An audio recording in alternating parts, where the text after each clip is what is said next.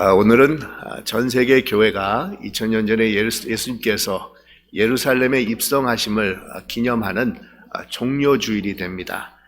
우리 예수님께서는 예루살렘에 입성하신 후에 본격적으로 십자가를 향해서 걸어가시게 되는데, 그러게 종료주일부터 시작을 해서 이 부활절 바로 전까지의 기간을 가리켜서 우리는 고난주간이다 이렇게 부르고 있습니다. 이 고난주간 동안에 우리 예수님께서는 성전에 나가셔서 장사하는 자들을 보시고 분노하시면서 이들을 쫓아내시고 성전을 정화시키기도 하셨고, 또 많은 비유로 이 하나님의 말씀을 전하기도 하셨습니다.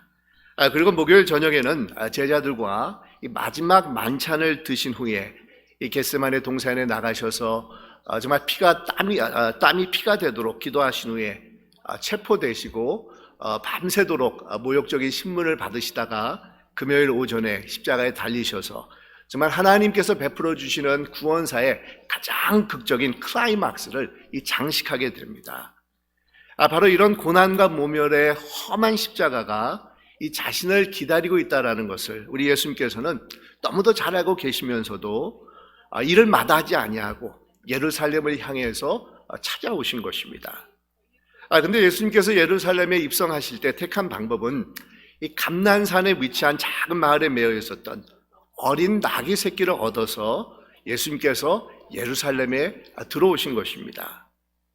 여러분, 어린 나귀 새끼는 보잘것없는 동물입니다. 이런 동물을 택해서 예루살렘에 입성하셨다는 것은 예수님이 어떤 마음과 인품의 소유자이다라는 것을 우리에게 잘 드러내주고 있는 그런 부분이라고 할 수가 있습니다. 이 세상에서 조금 있다 하는 사람들은 자신들의 신분들을 과시하기 위해서 비싼 차를 타고 좋은 옷을 입고 다니면서 과시하기를 좋아합니다. 한국에서도 이제는 부강한 나라가 되었기 때문에 대통령이 해외로 나갈 때는 비행기를 전세내지 말고 미국과 같은 강대국처럼 대통령 전용기를 구입해서 타고 다녀야 이 발전된 한국의 위상과 맞는다라고 해가지고 대통령을 위한 이 비행기를 구입하느냐 마느냐를 놓고 한동안 옥신각신한 적도 있었습니다. 근데 우리 예수님은 온 우주를 창조하시고 주관하시는 진정한 왕이 되심에도 불구하고 나귀를, 그것도 어느 누구가 소유하고 있었던 어린 나귀 새끼를 얻어 타시고 예루살렘을 향해서 들어오신 것입니다. 그만큼 예수님은 겸손과 온유와 평화의 왕으로 우리를 찾아오시는 분이십니다. 예수님이 예루살렘에 오신다는 소식을 전해 들은 사람들은 자신들의 겉옷을 벗어다가 마치 유명인들을 위해서 레드카펫을 깔아주는 것처럼 이 길가에 놓기 시작을 합니다. 그리고 누가 시키지 않았는데도 불구하고 분위기가 점점 고조가 되기 시작을 하면서 나귀를 타고 예루살렘에 입성하시는 예수님을 향해서 많은 사람들이 환호를 하면서 소리를 지릅니다. 찬송하리로다, 주의 이름으로 오시는 왕이요, 하늘에는 평화요, 가장 높은 곳에서는 영광이로다 라고 심지어 노래까지 불러가면서 예수님을 기쁨으로 맞이한 것입니다. 또한 사람들은 우리 강대성 앞에 꽃들 사이에 우리 종려나무가 있는 것처럼 어느새 종려나무 가지들을 꺾어와가지고 흔들면서 호산나를 부르면서 예수님의 예루살렘 입성을 아주 열렬히 환영을 하고 있는 겁니다. 여러분, 왜 종려나무 가지였겠습니까? 이 요한계시록에 보면 모든 나라와 족속과 백성이 종려나무 가지를 들고 보좌 앞과 어린 양 앞에서 구원하심이 보좌 앞에 앉으신 우리 하나님과 어린 양에게 있도다라고 노래하고 있는 말씀이 기록되어 있습니다. 여러분, 종려나무는 승리와 영광을 상징하는 나무입니다. 이 사람들은 예수님께서 어린 나귀를 타고 예루살렘에 들어오시는 것을 보고 결국은 하나님의 승리를 바라보고 있었습니다. 하나님의 영광이 드러나는 것을 보면서 종려나무 가지를 꺾어다가 그것을 흔들면서 예수님을 맞이하고 있었다는 겁니다. 그런데 이런 사람들의 이 환호를 옆에 서서 보면서 이 못마땅하게 생각하고 있었던 이 사람들이 있었는데, 이 바리새인들입니다. 아이들은 기분이 나쁘다는 듯이 예수님께 시비를 걸면서 이 사람들에게 찬양을 하지 말고 조용히 있게 하라라고 다구쳐 말합니다. 그러자 이 말을 들은 예수님께서는 이 사람들이 찬양을 하지 않냐면, 이 사람들이 환호를 외치지 않는다고 하면 돌들이라도 소리를 지르고 찬양할 것이다 라는 이 말씀을 전해줍니다. 여러분, 이 말씀은 강조법입니다. 그만큼 예수님께서 예루살렘에 입성하시는 것은 보통 사건이 아니기에 만약 사람들이 가만히 있다고 하면은 돌들이라도 소리쳐 외칠 정도로 이 사건은 정말 중요한 것인 것을 강조하면서 예수님께서 이 말씀하신 것입니다.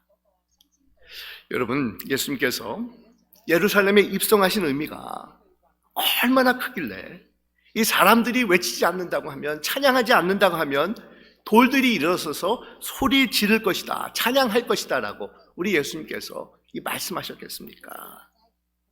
오늘 종료주의를 맞이해서 우리가 외치지 아니하면, 우리가 찬양하지 아니하면 돌들이라도 소리 지르고 찬양을 한다라는 의미를 우리가 한번 되새겨보면서 이 종료주일이 우리에게 주는 의미를 이 되새겨보기를 원하는데, 여러분, 돌들이라도 소리 질러서 찬양해야 된다라는 예수님의 말씀의 뜻은 첫 번째로 우리 예수님께서는 우리의 모든 찬양과 경배를 받으시기에 합당한 대상이 되시기에 심지어 사람들이 가만히 있으면 돌들까지도 소리를 질러서 찬양을 한다라고 이 말씀하셨다는 겁니다. 이 고대 사회에서는 전쟁에 나갔던 장군이나 이 왕들이 이 승리를 하고 나서 입성을 할 때 이 나팔 소리가 우렁차고 이 군중들의 환호와 축하가 있었다고 합니다.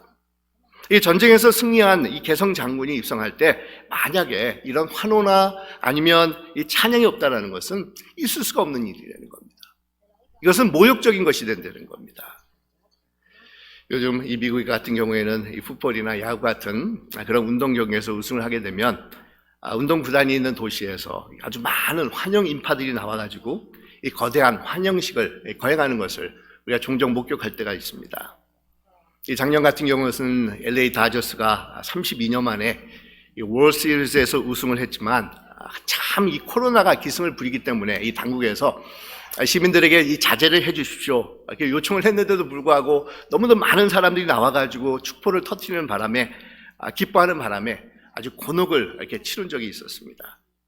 이처럼 여러분, 세상 사람들은 축하하고 기뻐하는 일이 생긴다고 하면은 절제를 하지 못할 정도로 길거리에 나와서 대대적인 환영 축하 파티를 가지게 됩니다. 그런데 하물며 온 우주를 창조하시고 주관하시는 하나님의 아들이신 예수님께서 이런 환영의 찬양을 받는 것은 당연한 것이지 않겠습니까? 여러분, 우리 예수님께서는 우리의 모든 찬양과 경배와 이 존귀를 받으시기에 합당하신 분이 되신다는 겁니다.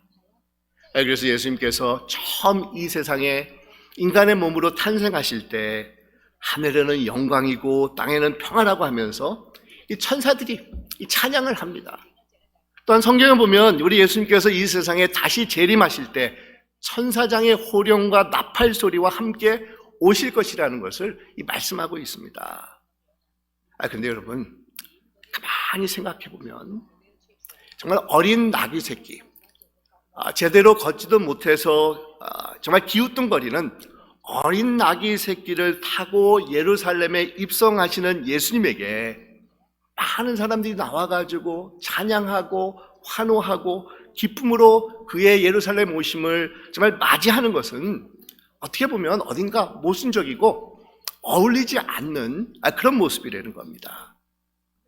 이 사람들의 환호와 이 찬양은 멋있는 백마가 끄는 마차를 타고 들어오는 개선 장군이나 왕 같은 사람들에게 이 적합한 것입니다. 하지만 예수님은 전혀 그런 모습을 가지고 예루살렘에 오신 것이 아니지 않습니까? 정말 사람들의 환호와 정말 찬양이 무색할 정도로 보잘것없는 어린 나귀 새끼를 타시고 우리 예수님께서 예루살렘에 입성하신 것입니다. 여러분, 왜 그러셨겠습니까? 왜 예수님께서는 많은 방법이 있음에도 불구하고 어린 나귀 새끼를 선택하셔서 예루살렘에 입성을 하셨겠습니까? 그 이유에 대해서 빌립보서에서 이렇게 이 말씀을 하고 있습니다.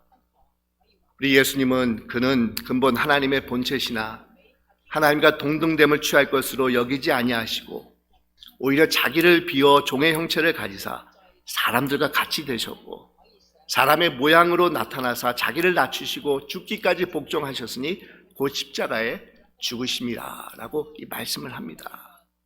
그러니까 예수님은 하나님과 동등된 위치에 계시는 진정한 온 우주의 왕이셨지만 우리들을 사랑하시고 우리들을 섬기기 위해서 종과 같은 낮은 인간의 모습으로 우리를 찾아오셨다는 겁니다.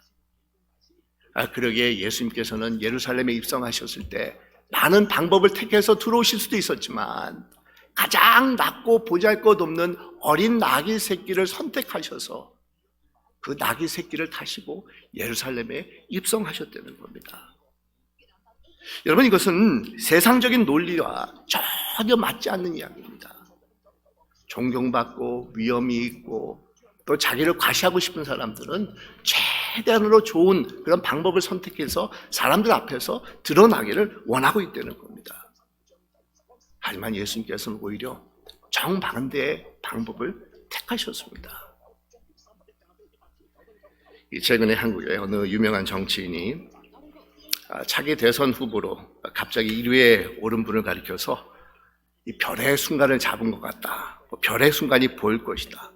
이 별의 순간이 왔을 때 잘 잡아야 된다라는 그런 말을 하면서 이 별의 순간이라는 표현이 화제가 된 적이 있었는데 아마 많은 분들이 저도 그렇지만 이렇게 생각을 했을 것입니다. 이 별의 순간이라는 뜻이 하늘에 떠 있는 별들을 빗대어서 별처럼 반짝반짝이는 그런 영광의 그런 순간이 왔다라는 뜻에서 이 별의 순간이 왔다라는 그런 표현을 했을 것이라고 생각을 많이들 했을 텐데 제가 인터넷을 찾아보니까 별의 순간이라는 의미는 그런 의미가 아니라 독일어로 맞선 책 제목에서 나온 표현으로 운명적인 시간, 결정적인 시간이라는 그런 뜻을 가지고 있다고 합니다.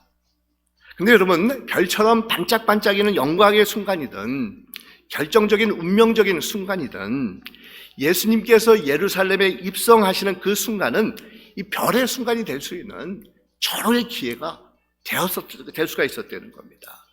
그렇지 않습니까? 많은 사람들이 나와서 환호를 합니다. 이 사람들은 로마 체제에 있는 자신들의 처지를 비관하고 있습니다. 뿐만 아니라 위선적인 종교 체제에 염증이 많은 사람들이 나 있었습니다. 만약 예수님께서 이런 군중 심리를 이용해서 예루살렘에 들어오셔서 혁명이라도 일으키면 한순간에 이스라엘의 위대한 그런 영웅으로 등극할 수 있는 절호의 기회가 예수님께 주어지는 겁니다. 하지만 여러분, 우리 예수님은 예루살렘에 입성하시면서 모든 사람들의 정말 시선과 스팟라이트를 받으셨음에도 불구하고 어린 나귀 새끼를 선택하셔서 예루살렘에 찾아오신 것입니다. 왜 그러셨겠습니까? 예수님은 온 만왕의 왕이 되심에도 불구하고 정치적으로 군사적으로 군림하고 지배하고 이용하는 왕이 아니라 겸손과 온유와 평화의 왕으로 우리를 찾아오셨기 때문이라는 겁니다. 예수님께서는 우리를 향해서 정말 낮은 자의 모습으로 찾아오셔서 섬기는 왕으로, 정말 온유의 왕으로, 평화의 왕으로 우리에게 다가오신 분이시라는 겁니다. 그러기에 사람들이 환호를 하지 않는다고 하면은, 노래를 부르지 않는다고 하면은 심지어 돌들도 가만히 있지 않고 소리를 질러서 찬양을 한다라고 이 말씀을 하고 있는 것이라는 겁니다. 또한 돌들까지도 소리 질러서 이 찬양을 한다라는 의미에는 예수님의 예루살렘의 입성은 모든 사람들이 관심을 가지고 찬양 받을 만한 이 사건이기 때문이라는 겁니다. 여러분, 예수님께서 왜 예루살렘에 오셨겠습니까? 예수님께서 예루살렘에 오신 목적은 딱 한 가지밖에 없었습니다. 십자가를 지시기 위해서라는 겁니다. 예수님께서는 우연히 즉흥적으로 자신의 야망과 권력을 위해서 예루살렘에 찾아오신 것이 아니라는 겁니다. 우리 예수님께서는 십자가라는 그런 하나님께서 주시는 사명을 완수하고자 그 예루살렘을 향해서 갈릴리 사역을 접고 9개월이라는 여정길을 마치면서 예루살렘에 도착을 하신 것입니다. 정말 십자가는 예수님의 삶에서 빼놓을 수 없는 가장 중요한 그런 부분이 됩니다.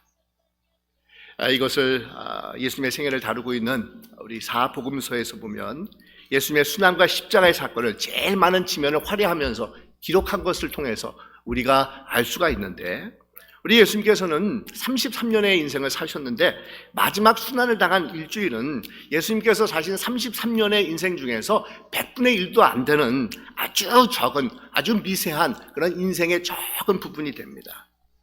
하지만 여러분, 사복음에 보면은 우리 예수님의 그런 마지막 십자가를 지시는 그 고난 주간에 모든 초점이 맞춰져 있는 것을 우리가 볼 수가 있습니다.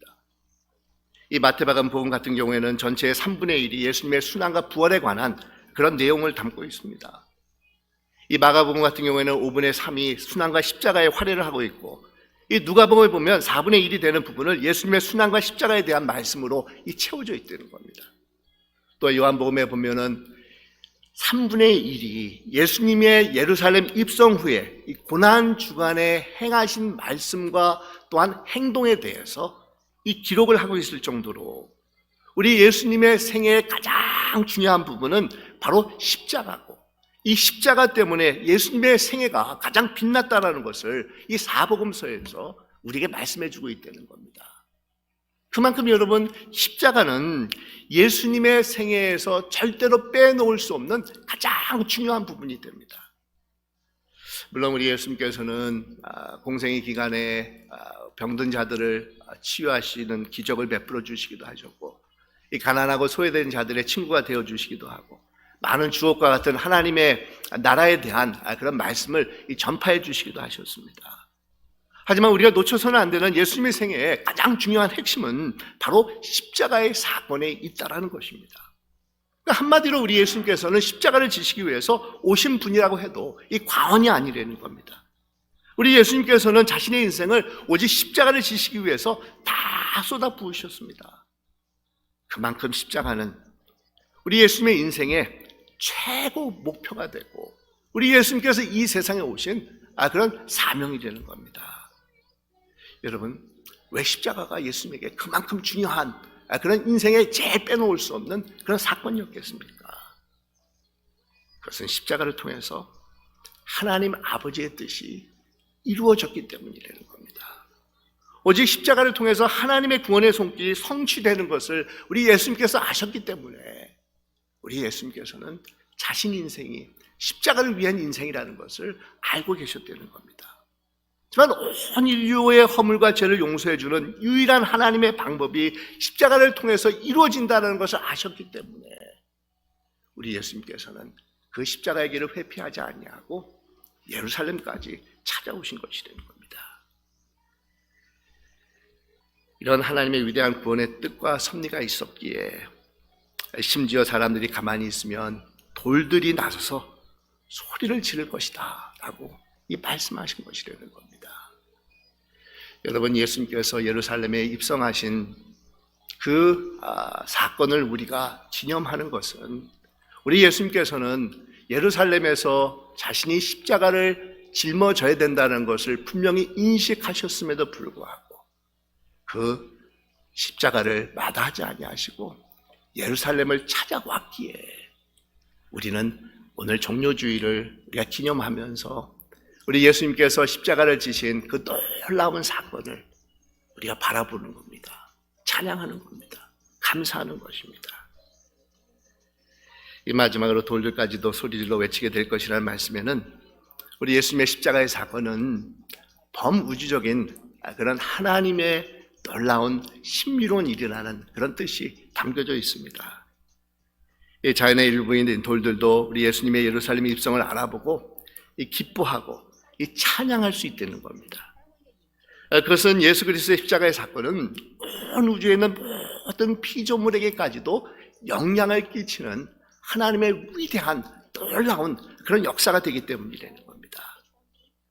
우리 하나님께서는 온 우주의 삼리만상을 창조하시고 자신의 완벽한 섭리를 베풀어 주셨지만 이 죄로 인해서 우리와 인간들의, 하나님과 인간들의 관계가 끊어진 것뿐만 아니라 모든 피조물까지도 고통을 당하면서 신음을 하고 이 구원의 손길을 기다리고 있다는 겁니다. 여러분, 전통적으로 이 캐톨릭에서는 7가지 제약을 이렇게 명시를 하면서 정말 치명적인 이런 제약을 우리가 조심해야 된다고 이게 강조를 하고 있는데, 뭐 교만이나 탐욕이나 탐식이나 시기나 이 게으름 같은 그런 7가지 제약을 이 캐톨릭에서 꼽고 있습니다. 근데 최근에는 현대 사회가 당면한 새로운 7가지 제약을 이 캐톨릭에서 발표한 적이 있었는데, 그 7가지 중에는 뭐 마약거래라든지 빈부의 차이라든지 낙태라든지 아니면 유전자 조작이라든지 윤리적인 논란이 있는 과학 실험 같은 것이 있으면서 7번째로 꼽고 있는 것은 환경 오염이었다는 겁니다. 그러니까 지금 전 세계가 씨름을 하건 이 환경 오염이라는 그런 죄악이 현대 사회에서 우리가 당면한 정말 죄악의 모습이 된다는 겁니다. 우리 로마서에 보면 우리 인간들뿐만 아니라 모든 피조물이 썩어짐의 종로를 타는 데서 해방되어 하나님의 자녀들의 영광의 자유에 이르기를 학수고대한다라고 말씀하고 있습니다. 그러니 심지어 모든 자연의 세계까지 열망하고 있는 이 십자가의 사건을 어떻게 우리 인간들이 모른 척하면서 외면할 수가 있겠냐는 겁니다. 우리 이사야에서 보면은 이런 통탄하는 그런 하나님의 마음이 담겨져 있는 말씀이 기록되어 있는데, 소는 그 임자를 알고 나귀는 주인의 구유를 알건만은 이스라엘은 알지 못하고 나의 백성은 깨닫지 못하는도다 하셨도다, 이렇게 말씀을 하고 있습니다. 그러니까 소나 아니면 나귀와 같은 동물들도 자신들의 주인이 누구고 누구에게 순종을 해야 되는 것을 알지만 우리 인간들은 알지 못한다는 겁니다. 그러면서 이사야서는 이렇게 동물들까지도 이 포함을 시켜서 우리 하나님의 그 놀라운 그 구원의 섭리가 어떠하다라는 것을 이 비유적으로 이 설명을 하고 있습니다. 여러분, 이렇게 이 동물들이나 아니면 돌들까지도 알아보고 정말 찬양하는 이 우주적인 사건을 하나님의 형상대로 지음을 입은 우리 인간들이라고 하면은 더욱더 깨달으면서 알아볼 줄 알아야 된다는 겁니다. 그래서 우리 예수님께서는 이 자신의 예루살렘 입성을 사람들이 찬양하지 아니하고 정말 기뻐하지 않는다고 하면은 돌들까지도 일어서서 소리질러 찬양할 것이다 라고 말씀하고 있다는 겁니다. 그래서 여러분, 하나님의 구원의 섭리는 온 우주적인 사건으로 나에게만 임하는 사건이 아니라는 겁니다. 교회에게만 주시는 사건이 아니라는 겁니다. 정말 온 세계에, 심지어는 생태계 전체에 지대한 영향을 미치는 범우주적인 사건이 우리 하나님께서 예수 그리스도의 십자가를 통해서 이루어지고자 하는 그런 놀라운 그런 사건이 된다는 겁니다. 그러니 여러분, 이런 자연 세계도 인식을 하고 소리를 지르면서 찬양을 하는 범우주적인 사건을 정말 우리 인간들이 모르고 가만히 있다고 하면은 어떻게 되겠습니까? 이런 이야기가 있는데, 어떤 사람에게 아주 어여쁜 노래 소리를 내는 아름다운 이 카나리아 이 새 한 마리가 있었다는 겁니다. 여름 내내 이 카나리아를 집안에 가둬두고 있었는데, 이 주인이 너무 그 새가 불쌍하게 보여가지고 바깥에다 내놔놓습니다. 세 장을 가져다가 이 바깥 뒷뜰에 있는 나무에 이렇게 걸어 놓았다는 겁니다. 그러자 많은 참새들이 이 카나리아에 끌려가지고 그 나무에 자주 나타나기 시작을 합니다. 처음에는 좀 놀란 듯 했으나 이 카나리아가 그 참새들과 아주 재미있게 이렇게 찍찍거리면서 이렇게 노래를 불러가면서 즐기기 시작을 했다는 겁니다. 그런데 여름이 끝날 즈음이 되니까 이 카나리아가 자신이 부르던 그 아름다운 목소리를 잃어버리고 참새들처럼 정말 단조로운 소리만 낼 수 있게끔 되었다는 겁니다. 그러니까 계속해서 참새들하고만 지나다 보니까 자신의 신분을 망각한 채 자신이 가지고 있는 그런 아름다운 소리를 잃어버리게 됐다는 겁니다. 근데 여러분, 한번 생각해 보십시다. 이것이 비단 카나리아는 새만이 가지고 있는 이 문제겠습니까? 우리 인간들에게도 똑같이 일어날 수 있는 그런 일이 되지 않겠습니까? 우리도 세상이라는 환경에 너무 젖어 있어서 이 세상하고만 어울리다 보니까 이 고난 주간이 와도 별 느낌이 없이 맞이하고 우리 예수님의 십자가의 의미도 올바로 마음속에 되새기지 못한 가운데 그냥 단조로운 세상의 소리에 파묻혀서 살아가고 있는 우리들의 모습을 이 발견할 때가 있지 않습니까? 그래서 여러분, 오늘부터 우리 시작하는 이 고난 주간을 맞이해서 이번 한 주간만이라도 정말 세상보다도 예수님을 더 사랑하고 가족들보다도 예수님과 더 많은 시간을 보내고 정말 일이나 물질보다도 우리 예수님의 십자가의 시선에, 예수님의 십자가의 사건에 우리의 시선을 더욱더 고정시키는 그런 삶을 살아보시기를 바랍니다. 이 세상에 살면서 주님께서 주신 아름다운 생명과 평화의 노래를 잊어버리고 정말 쾌락과 세석의 소리, 미움과 상처를 주는 소리, 불평과 원망하는 소리에 더 익숙하게 살던 우리가 다시 한번 십자가의 의미를 되찾아 이 찬양과 감사와 정말 하나님의 그 놀라운 그런 소리가 우리 안에서 회복이 되면서 오늘날에도 우리 마음에 예루살렘을 향해서 찾아오시는 예수님을 기쁨과 감사로 환영하며 맞아들이실 수 있는 여러분들이 되시기를 바랍니다. 우리 예수님께서는 예루살렘에서 십자가라는 엄청난 고난이 자신을 기다리고 있는 것을 잘 알면서도 불구하고 전혀 멈추지 아니하시고 예루살렘을 향해서 걸어오셨습니다. 여러분, 예수님께서 들어오신 이 예루살렘은 다른 곳이 아닙니다. 바로 우리들의 이 마음을 얘기하고 있다는 겁니다. 여러분, 우리 마음의 내면을 우리가 들여다보면은 어떤 모습을 가지고 있습니까? 수없이 많은 죄악의 추악함과 정말 누추함이 우리 안에 존재하고 있는 것을 발견할 수가 있지 않습니까? 미움이며 질투며 시기며 거짓이며 음란임이며 이 탐욕 등 수많은 어두움이 우리 안에 자리를 잡고 있는 것을 우리가 발견할 때가 있지 않습니까? 하지만 우리 예수님께서는 이런 우리의 마음에 예루살렘이 있다는 것을 아시면도 불구하고 전혀 그것을 마다하지 아니하고 예루살렘을 향해서 찾아오셨습니다. 왜 그러셨겠습니까? 우리의 모든 죄를 용서해 주시고 회복의 은총을 베풀어 주시기 위해서라는 겁니다. 우리 예수님께서는 우리의 그런 어두운 모습이 있는데도 불구하고 우리의 마음의 예루살렘을 향해서 겸손과 온유와 평화의 왕으로 찾아오셨다는 겁니다. 이런 주님을 우리가 정말 이번 주 한 주간 동안에 더욱더 깊이 묵상하면서 주님과 함께 더욱더 거하는 귀한 삶을 우리가 살아야 되겠습니다. 여러분, 그러기 위해서 우리가 정말 두 가지를 해야 됩니다.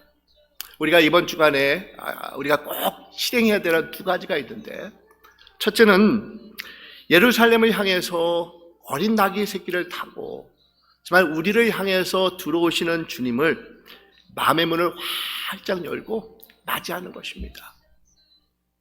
정말 겸손의 왕으로, 온유의 왕으로, 평화의 왕으로 우리에게 자유와 생명과 정말 구원을 베풀어 주시기 위해서 찾아오시는 주님을 맞이하기 위해서 정말 우리의 마음을 활짝 열고 이 감사와 찬양으로 우리 예수님을 맞이하는 것입니다. 그리고 두 번째로 우리가 해야 될 것이 있다고 하면 예수님의 손을 꼭 붙잡고 끝까지 예수님과 함께 십자가를 향해서 걸어가는 것입니다. 예수님께서 걸어가신 그 고난의 갈보리 언덕에 함께 올라가서 우리 예수님의 손에 대못이 박힐 때 나의 죄악과 허물과 정말 악함이 함께 십자가에 못 박히는 것을 우리가 직접적으로 이 목격을 하는 것이라는 겁니다. 믿음을 가지고 이 바라보는 것이라는 겁니다. 사랑하는 여러분, 우리 예수님께서는 바로 우리들을 위해서, 우리들의 죄를 위해서, 허물을 위해서 예루살렘을 마다하지 않고 찾아오신 분이십니다. 그러니 어찌 감사와 이 찬양을 안 드릴 수가 있겠습니까? 우리가 만약에 찬양을 드리지 않는다고 하면 이 돌들까지 소리 지를 정도로 예수님의 예루살렘 입성은 우리의 찬양과 감사와 존귀를 받으시기에 너무도 당연한 것이고 너무도 감사한 일입니다.